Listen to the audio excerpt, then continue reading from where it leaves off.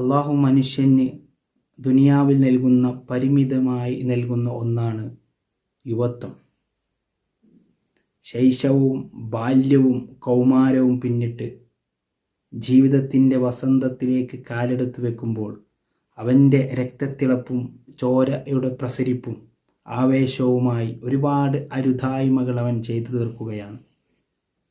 അങ്ങനെ അവൻ്റെ യുവത്വം ഒരുപാട് മോശമായ രീതിയിലൂടെ മുന്നോട്ട് ഗമിക്കുമ്പോൾ അവൻ്റെ ശരീരത്തിൻ്റെ തൊലിയെല്ലാം ചുക്കിച്ചുളിഞ്ഞ് രക്തം കുറയുകയും പേശികൾ ബലക്ഷയം സംഭവിക്കുകയും ചെയ്യുമ്പോൾ ഗതകാല ജീവിതത്തിലേക്കൊന്ന് തിരിഞ്ഞു നോക്കുമ്പോൾ അവൻ്റെ കണക്കൂട്ടലുകൾ കാണുമ്പോൾ അവൻ ചെയ്ത് തീർത്ത കാര്യങ്ങൾ ഓർക്കുമ്പോൾ ഒരുപാട് അവന് ഖേദിക്കേണ്ടി വരും. അതുകൊണ്ട് നമ്മുടെ യുവത്വം നല്ല നിലയിൽ നമുക്ക് വിനിയോഗിക്കാം. അള്ളാഹു സൗഭാഗ്യം നൽകട്ടെ. ആമീൻ യാ റബ്ബൽ